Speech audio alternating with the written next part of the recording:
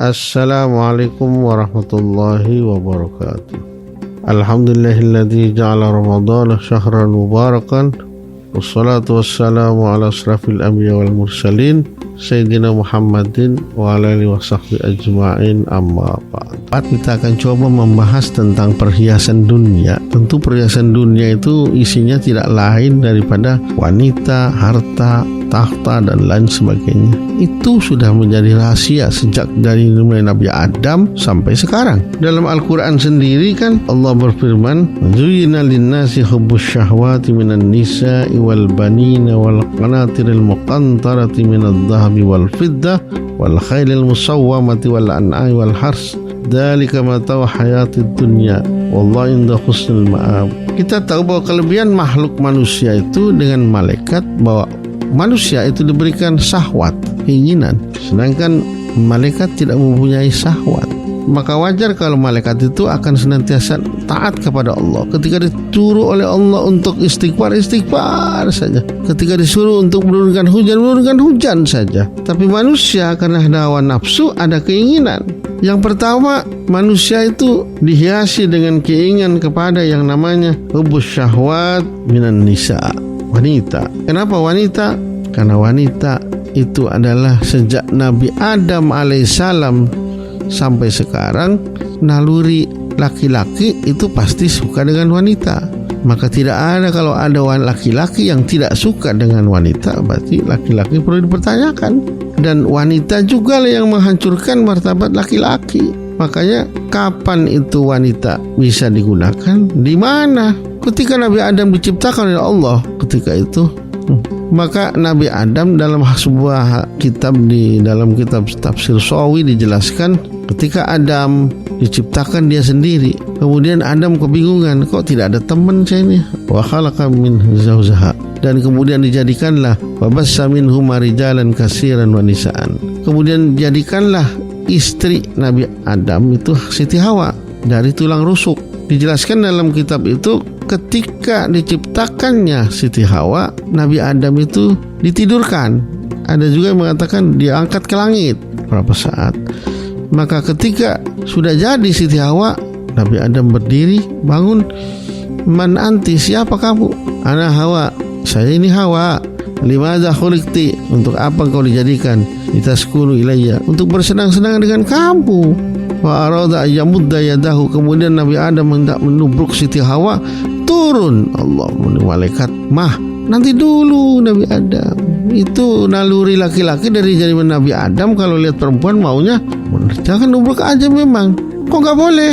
Hatta tu'addiya mahra, harus bayar mahar dulu baru boleh. Kapan, di mana? Dalam kitab itu dijelaskan Nabi Adam kemudian membayar mahar dengan membaca salawat kepada Nabi Muhammad. Pada saat itu Nabi Muhammad belum ada, tapi Siti Nabi Adam disuruh membaca salawat. Itulah hebatnya Nabi Muhammad. Jadi wanita itu bisa mulia karena dia sendiri, bisa terhina oleh karena dia sendiri. Ma akramun nisa illa karimun wa ma ahanan nisa illa laimun. Dia bisa dimulia karena dia sendiri yang memuliakan, bisa dihina karena dia sendiri yang menghinakan. Itu. Yang kedua, setelah orang menikah dengan perempuan, tentu yang diharapkan setelah beberapa bulan ingin punya anak, wal banin, dan anak-anak. Sebab anak menjadi kebanggaan kita. Anak itu semakin banyak anak, semakin kita makin senang, karena kita menginginkan keturunan. Kalau sudah sebulan, 2 bulan menikah, tentu yang kita inginkan adalah kapan kita punya anak, keturunan. Sebulan, 2 bulan, 3 bulan, setahun belum punya, kita pusing. Tapi bukan berarti setelah kita punya anak juga kewajiban kita bagaimana dengan anak-anak kita. Karena memang itulah syahwat manusia itu, sudah punya anak satu. Yang paling parah, sudahlah tidak punya pekerjaan pun sudah di stop, sudah di PHK, tapi produksi anak terus saja, sehingga anak-anak yang banyak tidak menjamin pendidikannya. Ini juga perlu dipikir kita. Kemudian yang ketiga ada wal qanatiril muqantarati minadh-dhahabi wal fiddah.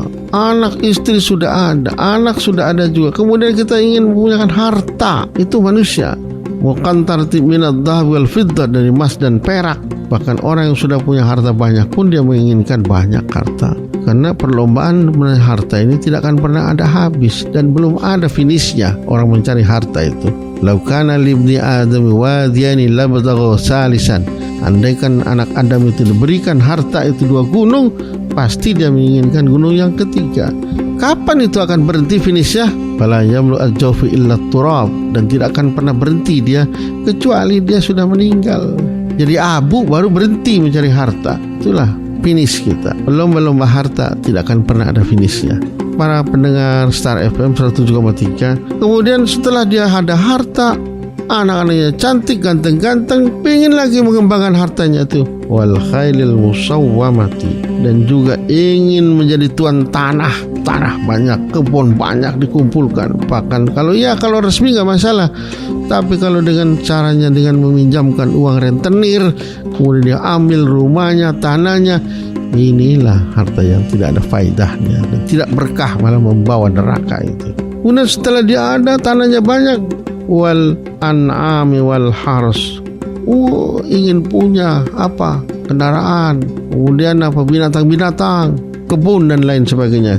Itulah yang padahal kata Allah, dzalika mata'u hayatid dunya, itu adalah perhiasan dunia. Ketika mati tidak akan pernah kita bawa. Istri ditinggal, anak ditinggal, rumah ditinggal, kendaraan ditinggal, perkebunan ditinggal, tidak ada.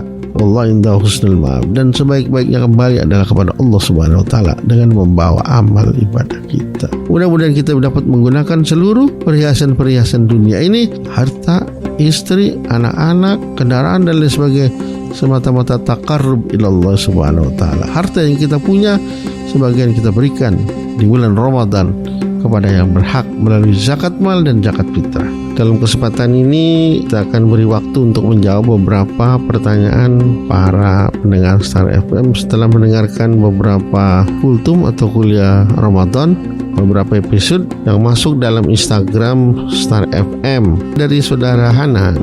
Aku mau tanya nih tentang puasa, kalau nge-vape itu batal nggak sih? Makasih Min. Vape itu kan sama dengan rokok kan?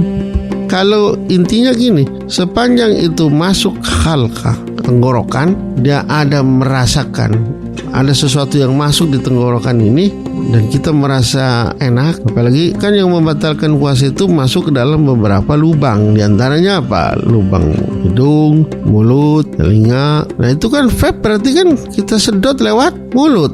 Ada yang masuk ke dalam, kemudian kita keluarkan lewat hidung. Ya jelas itu bisa membatalkan puasa. Kita hindari yang demikian ini. Itu sama aja dengan merokok. Merokok jelas-jelas walaupun cuma asap, tapi kan melalui lubang yang membatalkan puasa. Itu dalam fikih seperti yang sudah dijelaskan sebelumnya, adanya sesuatu yang masuk dari lubang-lubang yang sudah ditentukan dan melalui khalqah, tenggorokan ini. Apalagi itu sampai dikeluarkan lewat hidung, itu bisa membatalkan puasa. Demikian jawaban dari kami. Cukup sekian, mudah-mudahan ada manfaatnya. Wallahu muwaffiq ila aqwamit thoriq. Wassalamualaikum warahmatullahi wabarakatuh.